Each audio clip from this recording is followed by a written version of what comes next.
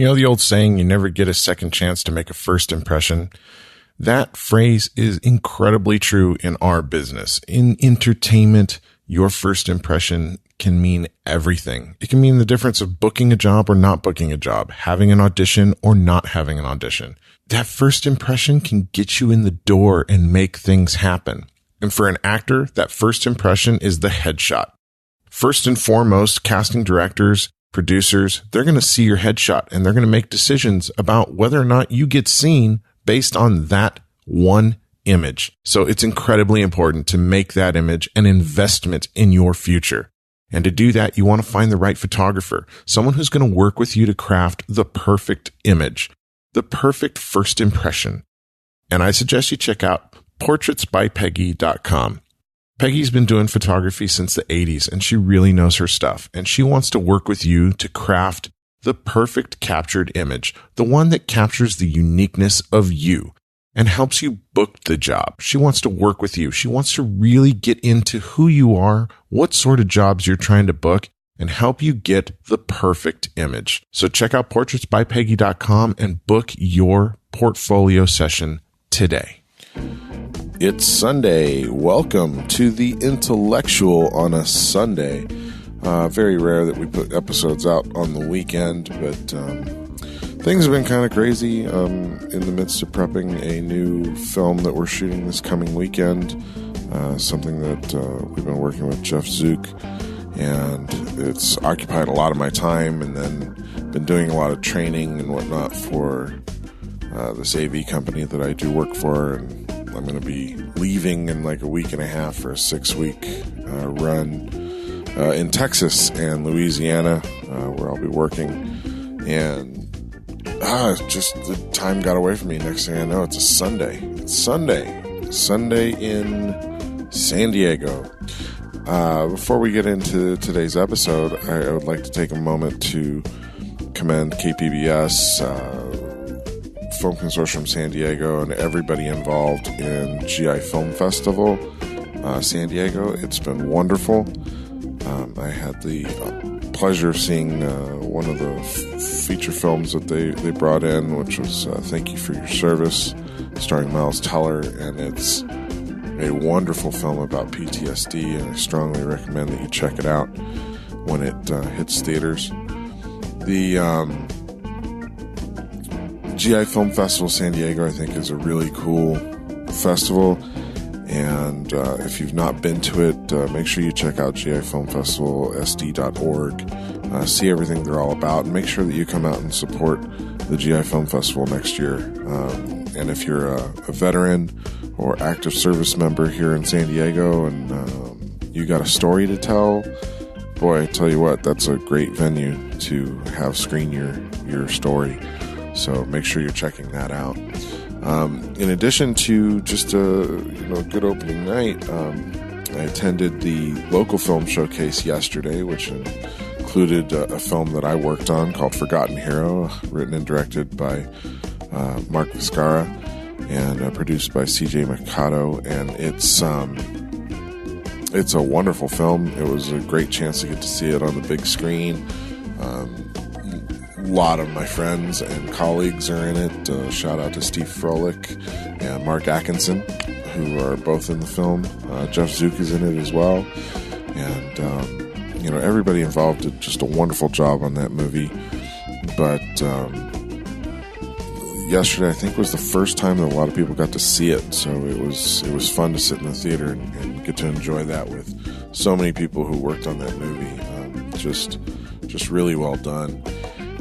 And also screening in that same time frame was Once Guilty, Now Innocent, Still Dead, also from Mark Viscara. It's a beautiful Western, and it came home with 3 awards last night, including Best Narrative Short, Best Film Made by a Veteran or Service Member, and also Best Actor for Larry Poole. So a huge congratulations to everybody involved in Once Guilty, Now Innocent, Still Dead, but especially, a very warm congratulations to my frequent collaborator on a lot of projects these days, Mr. Larry Poole. Now we're going to get into the episode. This is with an actress who also appeared in the screening yesterday at the GI Film Festival, the very talented, beautiful Letizia Baker, who was in Susan Davis's Black Christmas. It was fun sitting and chatting with her and getting to know her a little bit better. So this is the 203rd episode of the Intellectual Podcast with Letizia Baker. Talk hard and enjoy the mindgasm. The Intellectual Podcast starts now. It's never cheesy to tell me that you're happy to be here. Okay. That's your mic on the deal right there in front of you. It'll pick me up from here. No, I'm just kidding. All right. Yeah, so just make sure you hold it and point it towards your mouth. Do I have to make eye contact? No, we can do the whole thing like this. Can I look at Yoda when I answer? Yes, absolutely you can. Hi, Yoda. You're so comforting. I got Yoda there, and we got Groot up there. And the little monkey, that's not a gremlin gizmo. No, it's just a little monkey. I used to have a gizmo. Let's see, what else? We got R2-D2 over there. You can talk to him. There's a bunch of elephants and a penguin and a duck with a soccer ball. And Disney ears galore. All right, I'm comfortable. There's all sorts of pop figures on that shelf right there. Like you can talk to Captain America if you want. So Star Trek. Our living room, it looks like it's a kid's room, but it's mostly Teresa and my stuff. Nice.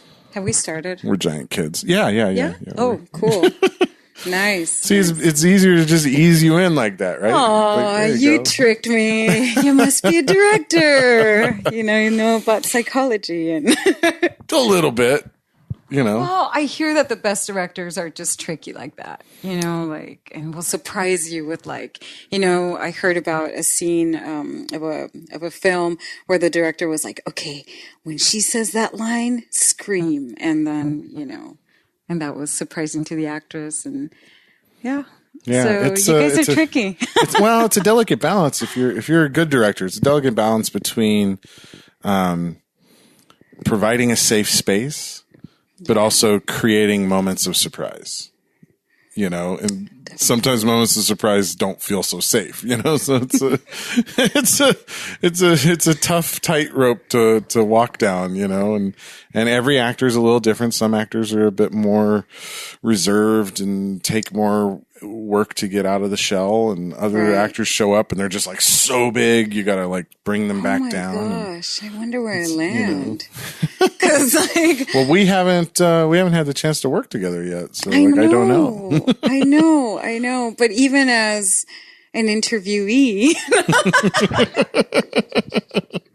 I'm going to say words that I'm not even sure exist in the English language or vocabulary. Well, it won't be the first time on the show. So I'm going to be like, I'm going to be asking myself, does that word actually exist? So, we've known each other for a couple years now. Yeah. Two. Bouncing around the film consortium and everything else that's going on. But I really don't know a whole lot about you. So, I guess the first question I'm going to ask, just like a basic getting to know somebody question, where are you from? Hello, I'm Letizia Baker, and I was not born a baker. I was born in Tijuana, and my mom, who grew up in Mexico City and in Jalisco, and they moved to Tijuana. They landed in Tijuana, and there's so many ways of saying Tijuana, by the way. There's Tijuana and Tijuana and Tijuana. So you'll hear a variety of Tijuanas throughout my story. My sister's constantly giving me grief because I call it Tijuana. She's like, it's not Tijuana. There's no extra I or A or whatever the hell that letter is you're sticking in there. Yeah, I'm exactly. I know. And then I'm half white, damn it. And there's no Juana. It's Juana, Tijuana, Tijuana. So no Tijuana. It's not like you wanna. So anyway. I'm from Tijuana, and it's the happiest place on earth, according to The Simpsons. So you were born in Tijuana? I was born and raised. And raised. I moved to the States when I was about 18 because I got a grant to go study over at American Academy of Dramatic Arts. And I took not the New York, the LA campus. And yeah, it was an audition-based grant. Nice. And that was just like one of my proudest moments, because I feel like, well, as an actor, we go through a lot of feelings about auditioning. Mm-hmm. And I'm very proud of that audition, because I know that I earned that grant really very well. And I wish I could remember what piece I did, but it was like Greek and intense and passionate and dramatic and a monologue, of all things. And the dean was there, and right the next day you got the grant, Well, but notice. Yeah. Let me take it back just a little bit. So growing up in Tijuana, what inspired you to get into acting, and what was your educational background like growing up there? Oh my gosh. Was it encouraging of the arts, or was that just something you found on your own? Oh my gosh. I hope that this is not the longest answer ever, but yes, I have always been in the arts in some way, because so I remember in preschool, it was Halloween, and so they hired some witches to go and entertain us. And I still remember the face of the witch, of one of them, getting close to me and feeling that thrill, that oh my God, what is she doing? I want to do it too, and she was just acting, she was probably a local actor. And I'll never forget that. That was kindergarten. Wow. And so I was like 4 or 5. And I've always, let me see. So my mom put me in ballet when I was about 6 years old, 5 or 6. Let me think, 6. And I did 7 years of ballet at the most intense and professional ballet school in Tijuana, it's run by the most passionate of artists that I've ever met. She's just this lady taught me flamenco, and it was in the flamenco art that I was like, oh my gosh, I'm so, you're just a kid, right? 6 years old, but you love that passion, and it has nothing to do with the adult kind of passion. It just has to do with creating by almost like a presentational passion. I am presenting it to you with my hands and with my posture and with my moves, how I feel. Well, I think as children, that's what we do, right? We throw ourselves into everything when we're a kid. Our entire being is about that particular task that we're doing. If we're on a trampoline at age 6, we're the best trampoliner in the world, right? We're going to jump higher. We're going to, there's no fear. You just go at it. And I think children recognize that when they see it in an adult who's just engrossed fully and passionate about the thing that they're working on. Yeah. And they're so committed. What you're talking about is commitment, go into it fully committed. And so I knew I didn't have the physique to be a ballerina, because, aside from being a little, thicker than, I swear everybody was so skinny, and I was not. But I had a lot of flexibility and grace. And that's what the principal told my mom, please put her on a diet. And I was 8 years old. And that was, it was tough, but she's so gifted. Please, she's got to watch her whatever intake. And I love cheese and chocolate, of course, and I still do. And that was harsh, because I loved ballet, but I knew it wasn't going to be, in my dreams, I do ballet. You know what I mean? Because I know, I think I know what it feels like to do what they're doing, in my head. It's if I ever do a virtual reality thing, I would love to, go through that. So, anyway, So I was in ballet, and diets didn't work because, grandparents. Grandparents will never listen to the Right. parents. This makes her happy. I'm going to make her happy. Absolutely. I'm a grandparent. Oh It's my my gosh. right? Just I loved, like every kid, like your nephew, love candy and cheese and everything. So No, my anyway, nephew's the weird kid who doesn't like that That's stuff. true. He doesn't like chocolate or tacos, and I'm just like, what? Or cake. He's never had a piece of birthday cake. No, that can't be. He cries if you try to make him eat it. Oh he my just gosh. refuses to eat that stuff. It's hilarious. So I just focused on in ballet, I just focused on the theatrics of it, on okay, you girls over here are flowers, and, you're going to do these moves, but you're flowers. So I would focus more on, oh my gosh, I'm a flower. It was exciting to be flower number 2 or whatever. I didn't care. I just knew I was creating, and I was using my imagination. I had an invisible friend. I still do. Just kidding. No, I don't. My invisible friend was named Jojo. Oh, okay. And he was my friend in Idaho. And he was from Tucson, Arizona. Oh my gosh. He had like a birth. I had to get well into my college years before I realized that JoJo came from a Beatles song. Oh my gosh. Yes. Oh my gosh. I'm a huge fan. So it's either Come Together. Yep. Okay. Thank you. Thank you, everybody. Okay. It's Come Together, of course. I'm getting my kid into the Beatles. Yeah, let's Get Back, actually. But yeah. Get Back! Yeah. Darn it. But, what are those? But oh my God, it was so funny because I listened to those songs all through growing up, and it just never clicked with me. One day after I'd moved away from home, I'm in Texas for college, and I'm listening to the Beatles in the car, and I went, "Holy shit!" That's where JoJo came from.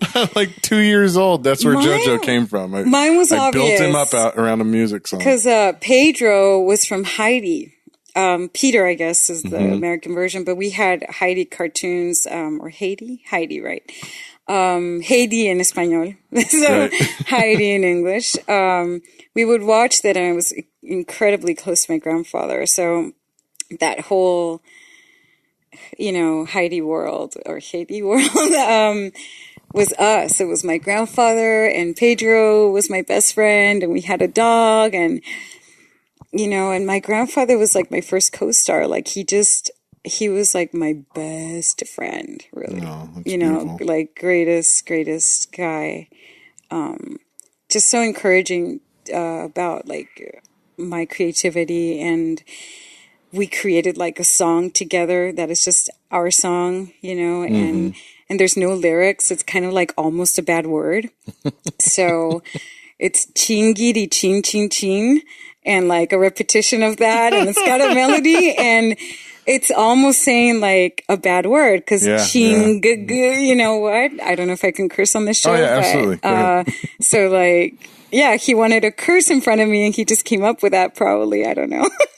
But every day we would sing that song. He would put me on my stage, which is the dining room table, and we would sing it out loud. And at the end, we cheer each other like we just like killed it, Oh, that's amazing. And and then he would play with me, just like, I guess looking back, people can, my aunt says, oh my God, it was obvious that you wanted to tell stories, that you wanted to create stories, but all kids do, and so I didn't think I was unique or anything. And then, and ballet ended after like 7 years because I have 2 flat feet. So you can't move on to the next level to be on point, pointy shoes. And I just finally decided, I told my mom, well, it's a little too painful to be there, with my colleagues who can, and I just can't, for medical reasons. And so, yeah, ballet was there, and my mom, turns out, had always wanted to be a singer. So around that time, she remarried. So it's really interesting. Like, both my dads are considered legends. Like, my biological father was given a legend certificate from the U.S. Congress for starting music in Mexico, like rock music. Let me clarify. It says the U.S. Congress acknowledges these people as legends for starting the rock sound in Mexico. So they're thinking that the rock sound in Mexico started in Tijuana. So my dad, my biological father, has one, and so does my stepdad who raised me. Oh, wow. So it's just like really interesting. My mom married two legends, and she had a type, apparently. she had a type. Pretty high bar from the sound of it, too. So she wanted to be a singer, and she made it possible, and they made a living off singing, which is really hard to do. To be solely, a musician. And Yeah, my mom was a singer, so you've told me that, yeah, and I know how hard it was for her. it is. It's really hard to just be a musician. To make a living as just an artist. I mean, tell us about it, right? Right. Yeah, tell me about And it. somehow we still followed suit, right? Yeah, we follow suit and we survive and we manage, we find a way,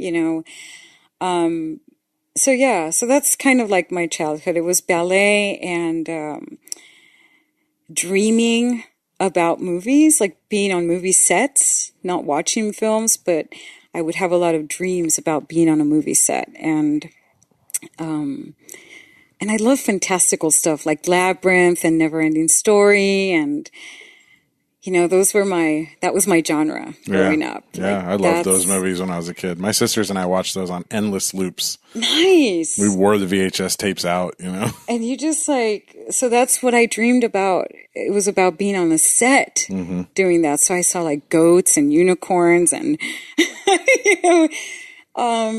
that was the world I wanted to be in. Yeah. I remember HBO used to play these like behind the scenes movies for like The Dark Crystal and Labyrinth. Like the Jim Henson Company made these like great behind the scenes movies. Oh my God. And I just ate those up when they came out. And that was kind of the start for me in a lot of ways of my kind of fascination with the art of making film. George Lucas too. He made a lot of stuff about the making of Star Wars and Empire and Jedi. Nice. And I watched that stuff as much as I watched the movies themselves. But how did you get those? I mean, is this recent or as a kid? No, this was in the 80s, like HBO and Showtime, like in between films would show these like the things that you see on DVDs and Blu-rays today. They were showing as little like promotional featurettes. That's right. I do on the remember cable some of that channels. stuff. Like, that's right. in between watching movies, there'd be a 15-minute documentary about how they did, Jabba's palace and the Rancor in Jedi. And I just sit there and like we'd record them to our beta machine or a VHS machine. And I'd watch those as much as I watched the films. And I just loved the art of it all. Loved that world. Yeah. That's just where you want to be. Yeah. Oh, and I'll tell you, the advent of DVD was a big part of me, like giving up everything else I was doing and saying, you know what, I want to be a film director. It's all I've really ever wanted to be. Now that I can see all the behind the scenes on all these movies, that's how I learned most of what I do. It makes my heart, just come alive. Just, I love behind the scenes stuff and I love, so that's what I was dreaming about. And I would wake up literally like, why am I dreaming about being on movie sets? Why am I dreaming about putting on shows on stage? And I literally just wanted to have friends so that I could put on shows with. I know. And they would find out pretty soon. Like, I would be like, can you sing? Can you dance? Can you?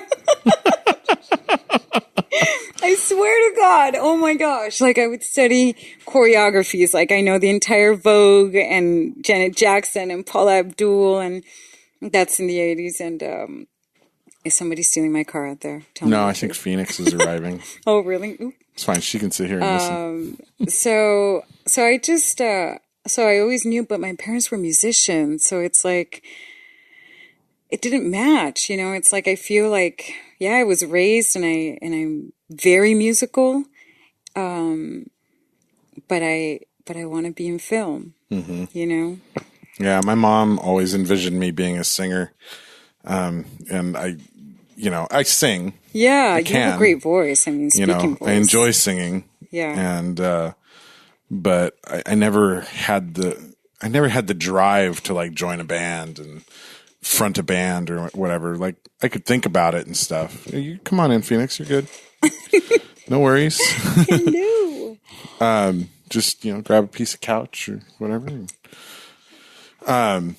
But acting was like the thing for me, and I think because I knew like my mom would have preferred me be a singer, I kind of avoided like acting and getting into that side of entertainment because I felt like I'd be letting her down. Yeah. And my dad had nothing to do with the arts. Like he was a writer kind of quietly, and I didn't learn that till I was a bit older, but I just figured he was a nuclear engineer and he had no interest in anything artistic, Nuclear?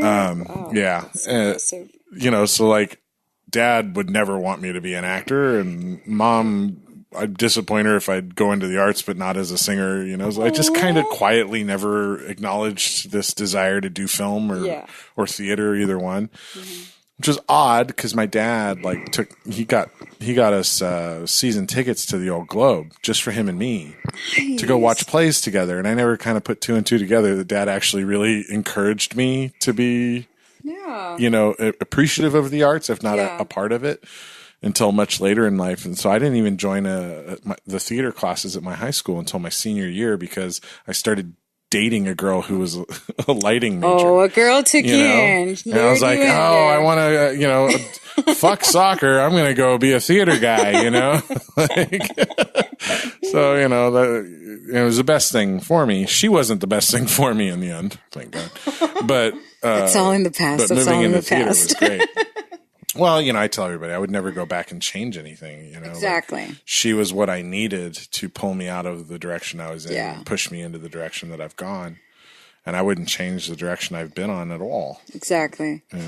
No, I feel there's that whole musical aspect of my life that I feel incredibly blessed to have because I can produce musically. I have.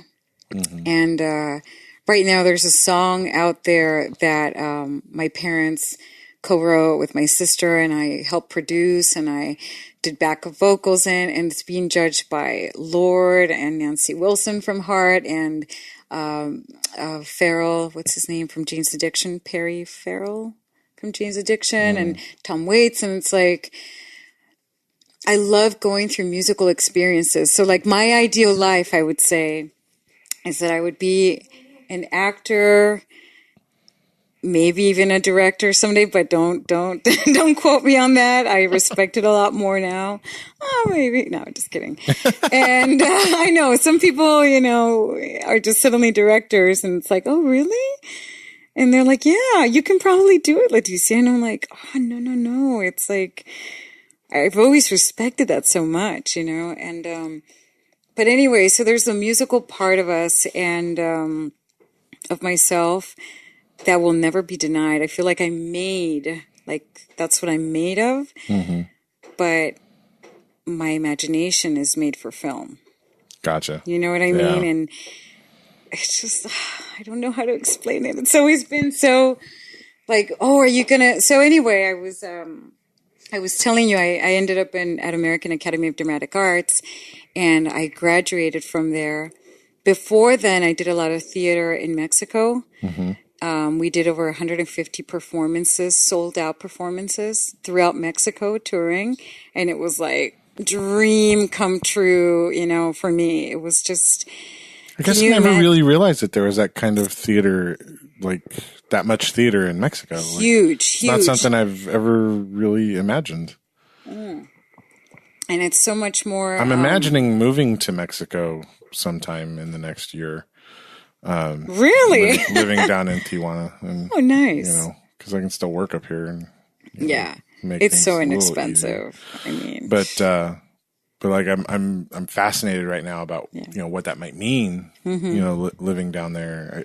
I spent some time in Ensenada, and I loved living. I sailed down to Ensenada, and our boat broke. And we kind of limped into dock in the middle of the night and just kind of threw the lines on the dock, and there was nobody to like check in with or anything. And we woke up in the morning, and there were these two fishermen standing on the dock, kind of scratching their head, looking at our boat like, what's going on? And I'm like, hola. In the middle of the night. No, this was like 6 a.m. Oh, 6 in the like, morning. hola. And they're like, they start speaking to me in Spanish, and I'm like, I no habla, like. No hablo español. And they go, and they kind of like wave me off on the dock and point me down to the office. Yeah. So I go to the office and talk to the person It's there. And they were interesting. lovely. They were so like kind and generous. They let us stay on the dock. And they made sure you were going to be okay. Yeah, we had, because we basically had no money. We had like, we were figuring we were going to be on the boat because we were sailing to Mazatlan.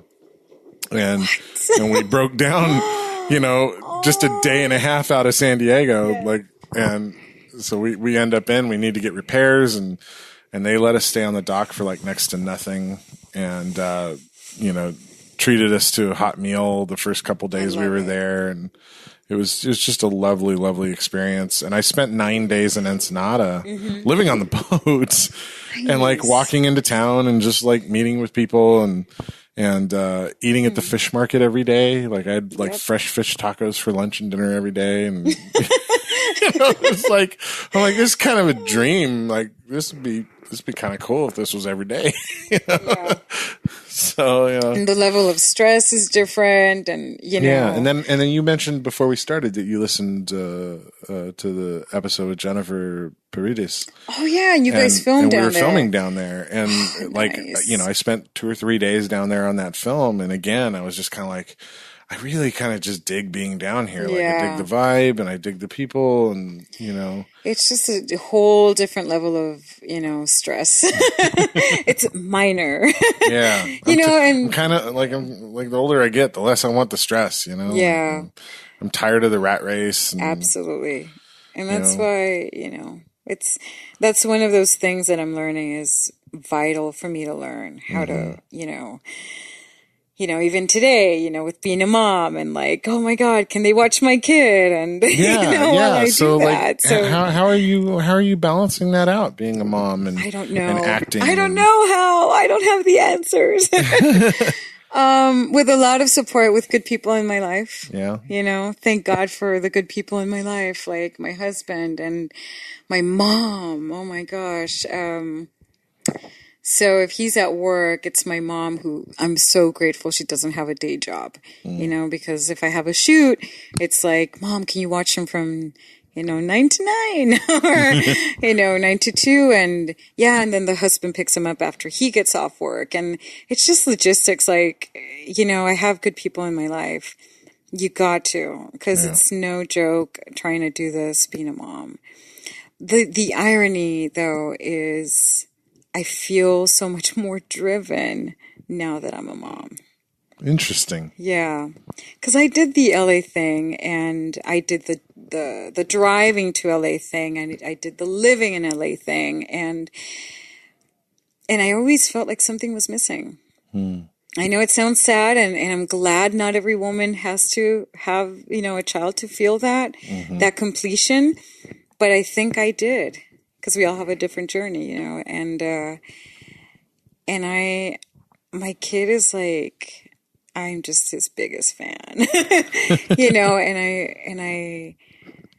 he really makes me feel more excited for the future than anything that's ever happened. Well, meeting my husband was like that too, though, like it was like, wow. Because I was 30 and I was not married, I was like, I'm never getting married. Oh.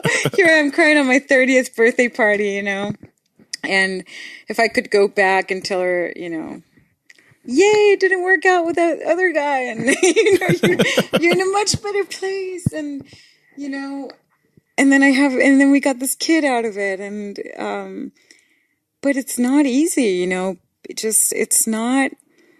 It's not like I make my life easier by being an actor. Yeah. But I actually had that conversation today with my ex-boss. I don't know if you know, but like I was a VP of a app company for like 3 years, 3 years ago, just like the years before I started this podcast. And I was miserable. I was making so much money, but I was miserable. I hated it. And, you know, I told him today because he's getting ready to move and he just wanted to catch up. And I was like, he's like, so how are things? And I'm like, life would be a lot easier if I didn't feel such a need to be an artist. Yeah. You know? So we definitely don't do it.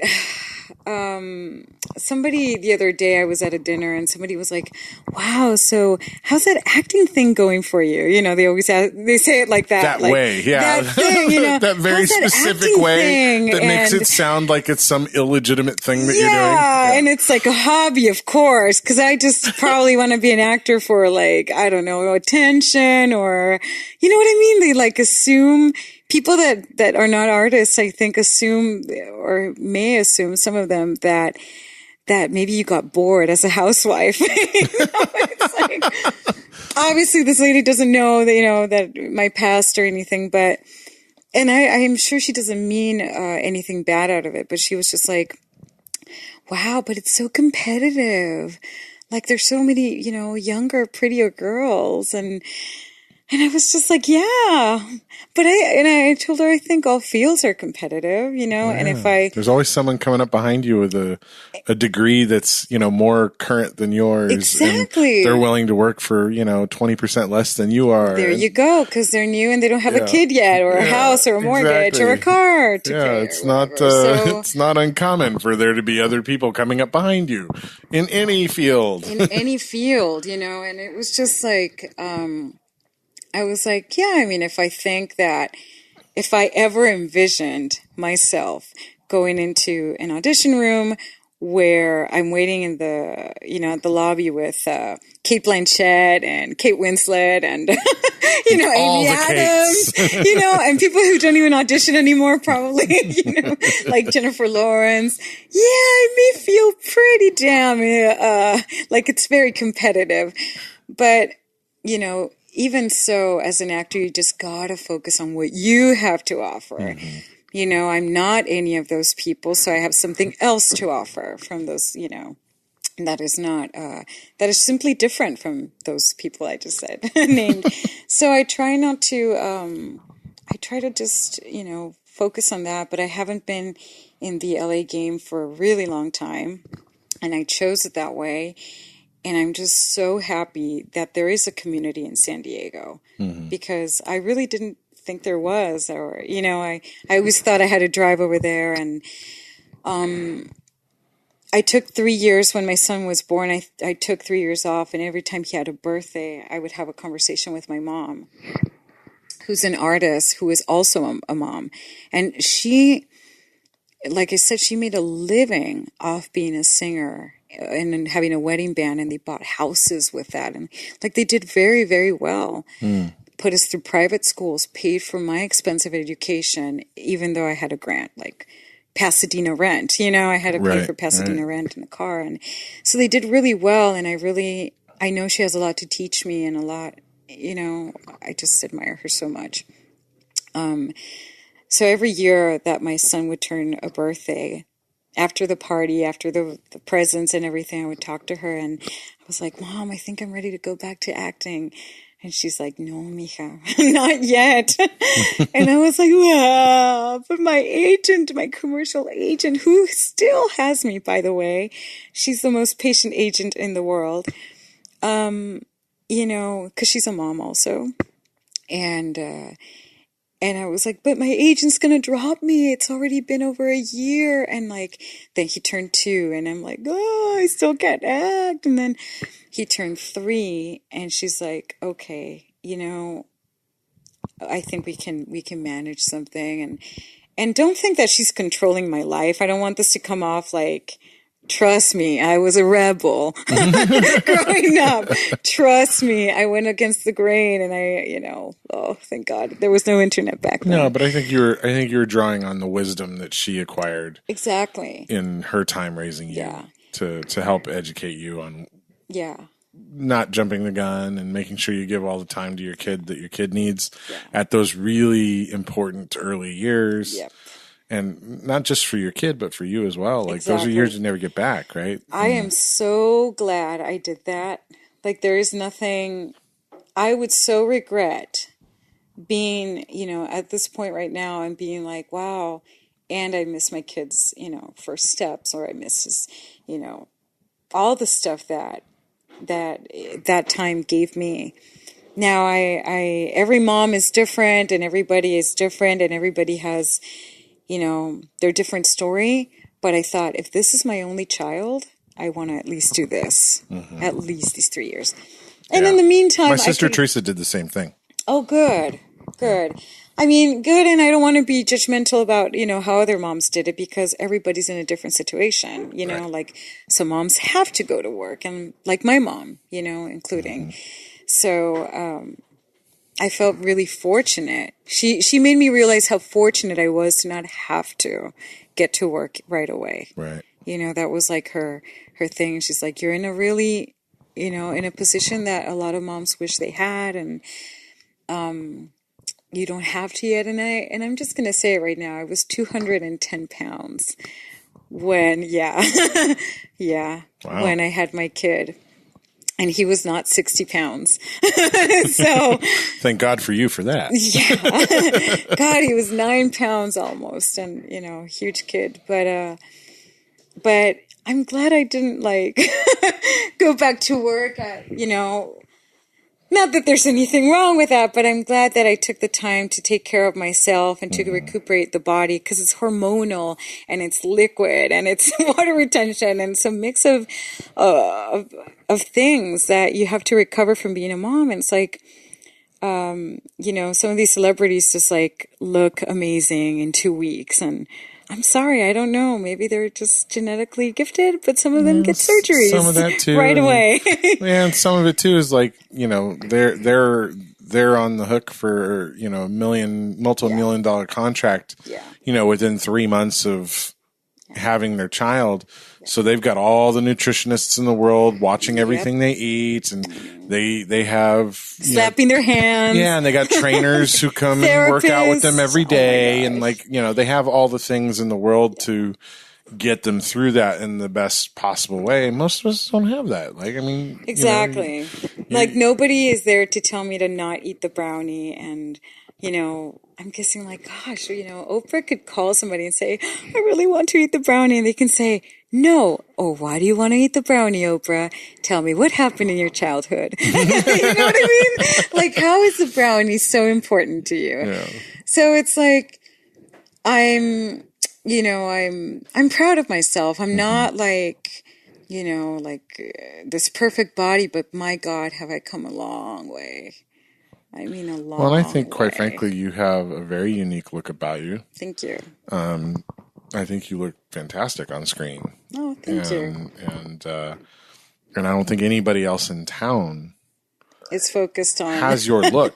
No, I don't think they have your look. Which is great. I just hope to God I have a good role to put you in someday, and I can put you in it. Thank you so much. Somebody socially sometimes after a drink, which I never drink, but when I do, I'm so lightweight. It's ridiculous. So after a drink, after one, I already have an accent, and I wanted to talk a little bit about having an accent, and because I feel like I had a great phonetics coach in that school I mentioned at American Academy of Dramatic Arts, and I was one of those students that could actually do accents very well. And then she had us do also 1940s or 1950s film star. We had to pick somebody, and I did Katharine Hepburn. And nobody does Katharine Hepburn like I do. No, but she was so impressed, and she was very impressed. She's like, you have a couple of Californian inflections, the cadence and the melodies that we have, and saying ing instead of ing, like going, just a couple of those things. But she's like, your English is amazing. And, that you weren't raised here is, so I don't know. It is something I've noticed, when you're Tijuana accent comes in as opposed to your Californian accent. Yeah. And sometimes it's very much intentional, and you're talking about Mexico, and you see it come and in. it goes back like to But en español. I know sometimes when we've been hanging out, like the combo birthday party for me and Randy and, and whatnot last year. Did I have an accent? At a certain point in the evening, you did, you know.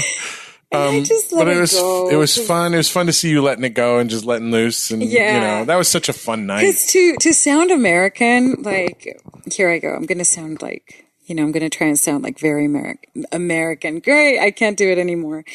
But I can. And I've done voiceover in, you know, bilingual voiceover. And so I know that I can.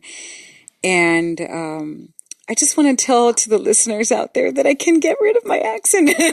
No, that I can, and that I'm proud of it, and that I'm proud of that. But I was going to get to something like, I love Salma Hayek's accent. Like, she's somebody that I love to listen to, you know, and when she was on SNL, I was like, oh my God, she's just so, why am I doing this? But she said, we're leaving. You know, it was like a combination of living and leaving. And she mixed those two words, but she meant like going. Yeah. Leaving. There's a movie with her and Matthew Perry that I just adore. Did you ever see Fools that one? Rush In. What's that? Fools Rush In. Fools Rush In, yeah. Like the song. Oh my God, I just totally fell in love with her in that movie. And I love the way she just embraces I love it. who she is. I love her, and I love Sofia Vergara. You know, she has a voice over there, and like, I love how you're doing this. And it's just, I love their accents, and I love Carolina Miguel's accent, and I love the Brazilian Belle's accent, and like, I love accents. I've always loved accents, and and that's the musical part of me that, you know, those are the ears that I got. And those are the, we were actually talking about that with Carenza when she was in earlier.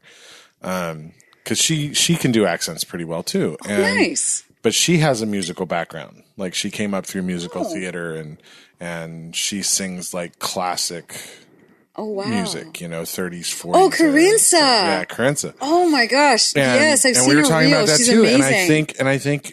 I said to her, I think people with a musical background have an easier time adopting accents because you have the tool set to hear the musicality in the accent. Absolutely. And you can adapt it and replicate it in a way that somebody who doesn't have that musical background, hasn't trained their voice in achieving various styles of delivery, has a harder time hearing it and adapting to it and then doing it on their own. Yeah, absolutely. So that's where, like, I'm so grateful for the musical background, and I'm grateful for the ears and the ability to, you know, to recreate it vocally.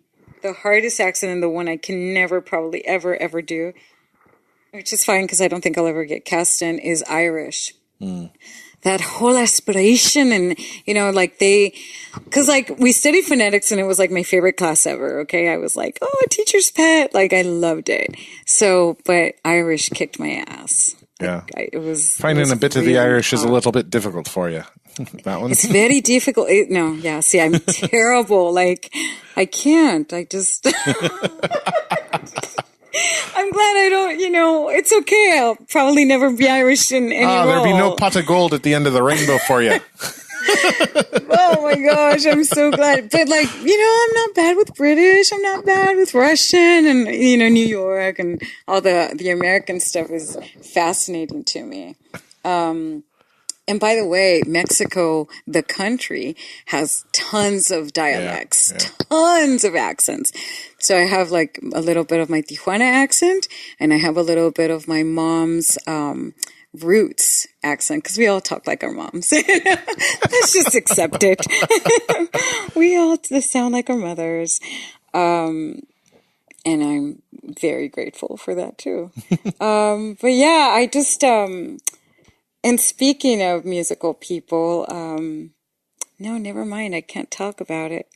But there's a project that I'm doing. I'm in talks with a producer who happens to also be musically inclined, and so that's the project that I'm writing, and I'm rewriting and rewriting Cool. and rewriting. Well, when you get to where you're like Yeah. ready to talk about it, we'll have you come back on. Thank and you, we'll David. promote it, and you can tell us about the process. And, I know. Well, I would love to, if it works out with this person, I would love it to be, that person and I together. yeah, absolutely. Just let me know. Yeah. Where can people see your stuff or check out your demo reel or any of that? You have a website or any of that online? Yep. Actually, I'm working on my website still, but Facebook is fine to contact me. I'm also on Instagram. Letizia is with a Z _Baker. Okay. So please follow me or encourage me. Give me a like to encourage me, because it's not, we're not artists because it's easy. Right. That's my motto. No, but it's harder not to be, though. It's in the sense that, like, emotionally and spiritually, it would be a lot harder to not be an artist. Yeah, I agree. Thank you for coming on. Yay, thank you. Hello there, citizens. I am the terror that flaps in the night. I am the floaty that will not flush no matter how many times you try in the toilet bowl of crime. I am Darkwing Duck, telling you, please, talk hard and enjoy the mindgasm. Whatever the heck that means. After all, you are watching Intellectual Podcast with your ears.